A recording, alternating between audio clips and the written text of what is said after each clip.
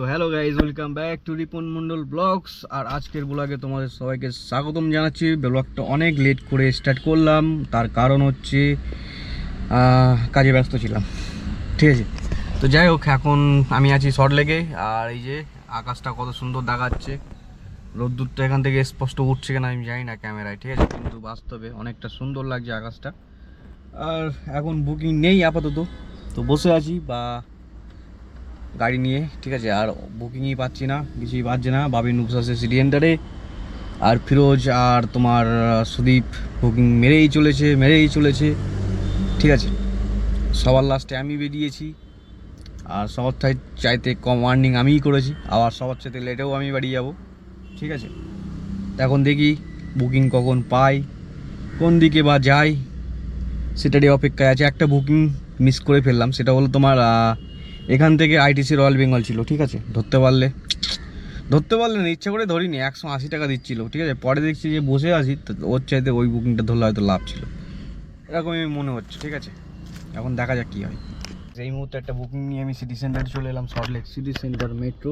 আর বুকিংটা পেয়েছি মাত্র 107 টাকা, যেহেতু ছোটো অর্ডার। আর একটা ছোটো বুকিং পেয়েছিলাম 100 টাকা, সেটা হলো 70 মিটার, ঠিক আছে, কাস্টমার ডিস্টেন্স। আর কাস্টমার থেকে লোকেশান, মানে যেখানে যাবে তিনি প্যাসেঞ্জার, তার ডিস্টেন্স 1 কিলোমিটার, ঠিক আছে। তো আশেপাশে ছিল, মানে হয়তো সিটি সেন্টারে এবার থেকে ওই মাথায় যাবে, ঠিক আছে, এরকম কিছু, বা অন্য কোনো দোকানের লোকেশান দিয়ে দিয়েছে, কিন্তু বুকিংটা ধরতে পারলাম না। এটা একটা ব্যাড নিউজ হয়ে গেল আমার জন্য, কিন্তু যদি পেয়ে যেতাম তাহলে খুব ভালো হতো। আর 100 টাকা যেই সেই পেয়ে যেতাম, মানে যেই সেই কামানো হয়ে যেত আর কি, ঠিক আছে। তো যাই হোক, এখন তো কিছুই বাজে না, ও অপেক্ষা করছি। বারাসাত টানছে, বারাসাত 22 কিলোমিটার, 436 টাকা 52 পয়সা, ঠিক আছে। ছোটো বুকিং যদি 4-5টা মারা যায় না, যেই সেই 400-500 টাকা। তো ছোটো বুকিংয়ের অপেক্ষা করছি আমি। শনিবার না আজকে, খেলতে হবে। পেট্রোলে কাজ করছি, সিএনজি ভরিনি, ঠিক আছে। তো এই অবধি উবেরে কাজ হয়েছে 527 টাকা।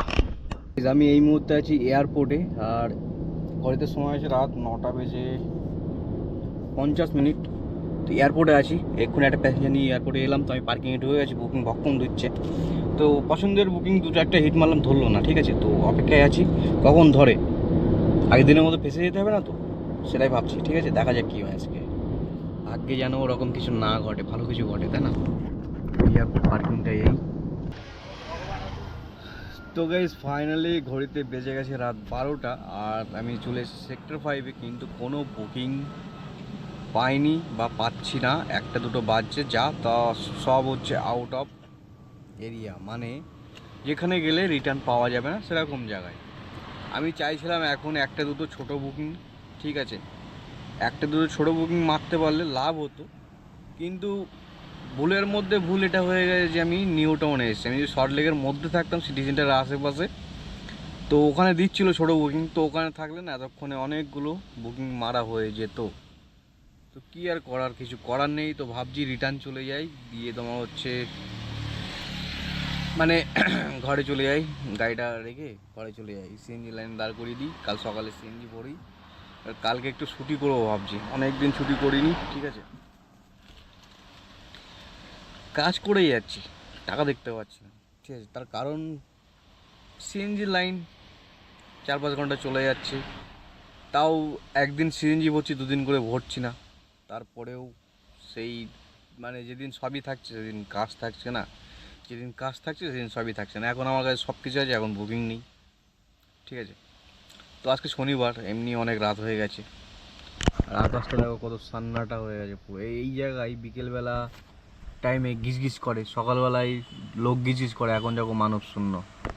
তো জীবনটাও এরকমই, ঠিক আছে, কখনো ভালো, কখনো খারাপ, কখনো মন্দ, সব মিলিয়েই যেভাবে চলছে ওইভাবে চলুক।